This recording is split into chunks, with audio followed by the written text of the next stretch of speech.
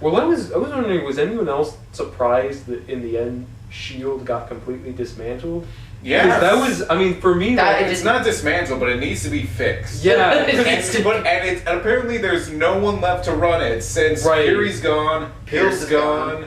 Pierce is gone. Who's left to run the Secret Council? But they didn't run anything. They sounded more like advisors. They were like, you should do this. They were World Security Council, so they're like, I guess, the bosses of S.H.I.E.L.D. So maybe one of them steps down. I don't know. I feel like, do you think maybe it'll be, I mean, it has to be fixed. I mean, we have a show that is the Agents of S.H.I.E.L.D. right now. Maybe put Coulson in charge. Yeah. Well, here's the thing, like, I thought it was interesting, like, that the movie was suggesting that maybe an organization like S.H.I.E.L.D. isn't such a good idea, that maybe it's too much power and it's better to have, like, kind of, like, these teams of heroes like Captain America, like Falcon, out in the world. Just doing it. Doing what solid, they do. But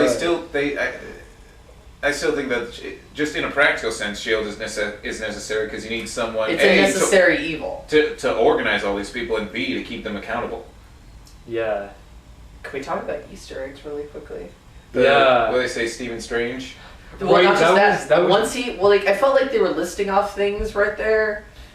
That once they said Stephen Strange, I was like, wait, what was the list before? Because they never mentioned it. Because I heard Bruce Banner and Stephen Strange, and then like, wait. Well, they also said Stark. Like, you hear the names you already heard, but I also heard a high school valedictorian. Like, all of a sudden, I wanted to know who these other people are, because they didn't just say something. Yeah. That was wonderful. Yeah. Well, and also Quicksilver and Scarlet Witch. Oh my god, that post-credit scene. So good. And Baron Strucker. I love that dude. That monocles are coming back.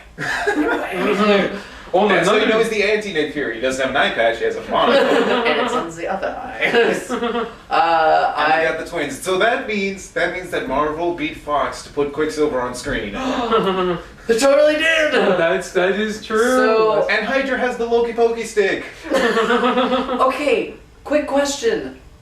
At the end of Avengers, Scarlett Johansson had that in her hand while they threatened Loki. She turned it over to S.H.I.E.L.D. And S.H.I.E.L.D. just took it. And Hydra was like, oh hey, yoink. Hydra takes it out from under S.H.I.E.L.D. Loki pokey stick. So that's what I didn't realize. I thought for a second it was like Ultron's arm or claw or something. It's the Loki pokey stick. Yeah. I'm going to turn it all about.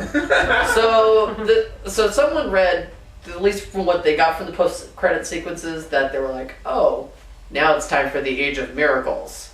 Like, I'm like, okay, they're like, so are we calling them miracles instead of mutants? And I was like, okay, I get it, we can't call them mutants, but can we please not call them miracles? Well, this is...